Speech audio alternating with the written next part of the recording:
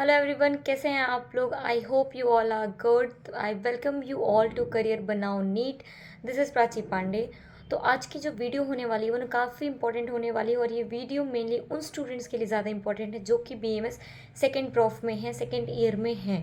ठीक है, तो बीएमएस सेकेंड प्रॉफ के लिए इम्पॉर्टेंट नोटिस क्यों है, क्योंकि अब यार आपका 20-25 दिनों में एग्ज़ाम है। तो उसके एग्ज़ाम के जस्ट पहले 1 को एनसीआईएसएम ने एक नोटिस रिलीज़ कर दी है। उससे काफ़ी स्टूडेंट्स बहुत परेशान भी थे, उनको क्लियर भी नहीं हो रहा था कि ये चीज़ क्या है, क्योंकि जब से एनसीआईएसएम आया है तब से पूरी जो सिलेबस है वो चेंज हुई है, हमारा पेपर पैटर्न चेंज हुआ है, क्वेश्चन पेपर्स कैसे आएंगे पूरे, सब कुछ चेंज हुआ है। तो पहली चीज़ क्या है कि पेपर पैटर्न क्या होता है मैं आपको बता दूँ। तो जो आपके जो 100 मार्क्स के पेपर्स होते हैं उसमें 20 MCQs होते हैं 1 मार्क्स के, एंड देन 8 SAQ होते हैं जो कि 5 मार्क्स ईच, मीन्स 40 मार्क्स के आपके SAQ होते हैं, एंड 10 LAQs होते हैं 10 मार्क्स के।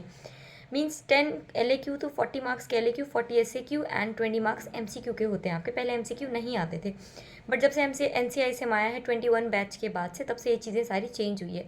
तो जो आपको NCISM का सिलेबस PDF मिलता है, हर सब्जेक्ट का मिलता है, उसमें आप देखते हो आपकी पेपर के लास्ट में ब्लूप्रिंट होता है। और वो ब्लूप्रिंट क्या होता है ब्लूप्रिंट में आपको क्लियरली मेंशन होते हैं किस टॉपिक से MCQ आने वाला है, किससे SAQ आने वाला है, किससे LAQ आने वाला है। और उसमें भी 3 चीज़ों में इसको डिवाइड किया गया है, MK, DK, NK।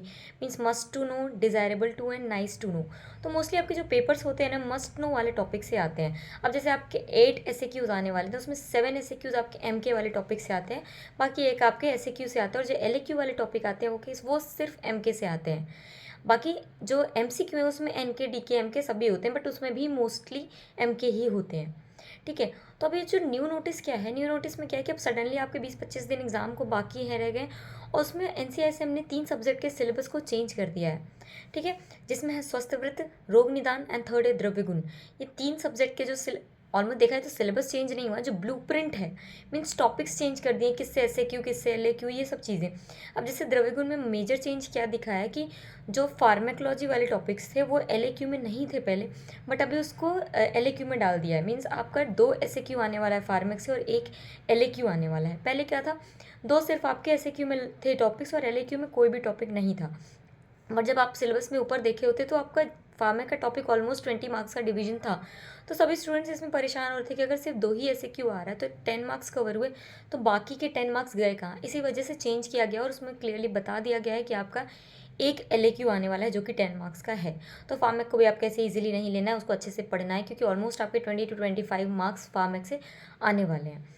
ठीक है, तो आप अगर ब्लूप्रिंट देखोगे तो आप 3 सब्जेक्ट के जो न्यू वाले ब्लूप्रिंट आए हैं वो डाउनलोड कर लो और उसको आप देख लो। उसमें MCQ में कौन से टॉपिक्स चेंज हुए हैं, SAQ में कौन से, LAQ में कौन से, क्योंकि जो ब्लूप्रिंट में टॉपिक होते हैं ना, पेपर उसी से आते हैं। अब आपको जब 20 दिन बचे हैं तो सिर्फ ब्लूप्रिंट देख के जाओ।